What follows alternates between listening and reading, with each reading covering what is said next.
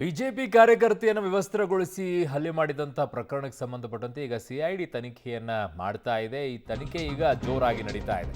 BJP ಕಾರ್ಯಕರ್ತೆ ವಿವಸ್ತ್ರಗೊಳಿಸಿ ಹಲ್ಲೆ ಮಾಡಿದಂಥ ಪ್ರಕರಣ ಹುಬ್ಬಳ್ಳಿಯ ಸರ್ಕ್ಯೂಟ್ ಹೌಸ್ನಲ್ಲಿ ಈಗ ಸಿಐಡಿ ಟೀಮ್ ಬೀಡು ಬಿಟ್ಟಿದೆ.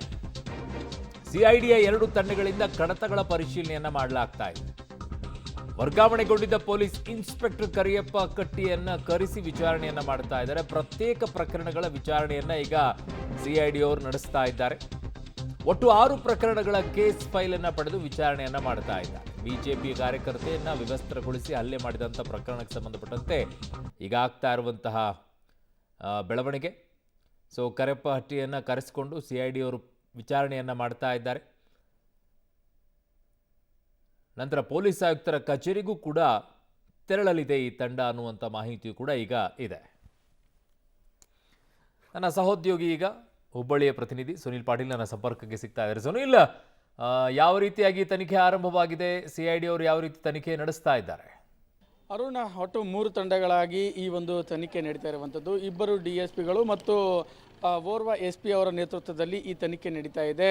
3 ದಿಕ್ಕಿಗೆ, ಅಂದರೆ ಒಬ್ಬರು ಕಮಿಷನರ್ ಕಚೇರಿಯಲ್ಲಿ, ಒಬ್ಬರು ಕೇಶವಪುರ ಪೊಲೀಸ್ ಠಾಣೆಯಲ್ಲಿ, ಇನ್ನೊಬ್ಬರು ದಾಖಲೆಗಳು ಮತ್ತು ಸಾಕ್ಷ್ಯಗಳ ಸಂಗ್ರಹಕ್ಕೆ ಈ ಒಂದು ತನಿಖೆ ನಡೀತಾ ಇರುವಂಥದ್ದು. ಇನ್ನು ತಾತ್ಕಾಲಿಕವಾಗಿ ಹುಬ್ಬಳ್ಳಿಯ ಒಂದು ಸರ್ಕಿಟ್ ಹೌಸ್ನಲ್ಲಿ ಒಂದು ತಾತ್ಕಾಲಿಕ ಕಚೇರಿಯನ್ನು CID ಆರಂಭ ಆಗಿರುವಂಥದ್ದು. ಇಲ್ಲಿಗೆ ಸಾಕ್ಷಿಗಳನ್ನು ಮತ್ತು ಯಾರು ಸಂತ್ರಸ್ತರಿದ್ದಾರೋ ಮತ್ತು ಸಂತ್ರಸ್ತರ ಕುಟುಂಬಸ್ಥರು ಮತ್ತು ಅಧಿಕಾರಿಗಳನ್ನು ಕರೆಸುವಂಥ ಪ್ರಯತ್ನಕ್ಕೆ CID ಮುಂದಾಗಿರುವಂಥದ್ದು. ಹೀಗಾಗಿ ಮೊದಲೇ ತನಿಖೆ ಆರಂಭದಲ್ಲೇ ಹಟ್ಟಿ ಅವರು SK ಹಟ್ಟಿ ಅವರು ಈ ಪ್ರಕರಣದ ಪ್ರಮುಖ ರೂವಾರಿ ಆಗಿರುವಂಥದ್ದು. ಕೇಶವಪುರ ಠಾಣೆಯ ಇನ್ಸ್ಪೆಕ್ಟರ್ಗಳು ಇವರನ್ನು ಈಗ ವಿಚಾರಣೆಗೆ ಕರೆಸಿರುವಂಥದ್ದು. ಇವರಿಂದ ಅಧಿಕವಾದ ಮಾಹಿತಿಯನ್ನು ಪಡೆಯಲಾಗ್ತಾ ಇದೆ. ಈಗಾಗಲೇ ಇವರನ್ನು ವರ್ಗಾವಣೆ ಮಾಡಿ ಕಮಿಷನರ್ ಕಚೇರಿಯವರಿಗೆ ವರ್ಗಾವಣೆ ಮಾಡಿರುವಂಥದ್ದು.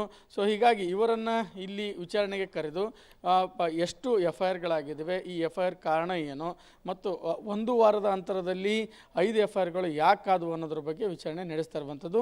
ಇದರ ಬಳಿಕ ಮತ್ತು ಸಂತ್ರಸ್ತೆ ಕುಟುಂಬ ಸುಜಾತ ಅವರ ಕುಟುಂಬಸ್ಥರನ್ನು ಮತ್ತು ಸುವರ್ಣ ಕಲ್ಕುಂಡ್ಲ ಕುಟುಂಬಸ್ಥರನ್ನು, ಹೀಗೆ ಹಲವಾರು ಕುಟುಂಬಸ್ಥರನ್ನು ಕರೆಸಿ ಒಂದು ಪ್ರಕರಣದ ಮಾಹಿತಿಯನ್ನು ಪಡೆಯುವಂಥ ಸಾಧ್ಯತೆ ಇರುವಂಥದ್ದು. ಅರುಣ್.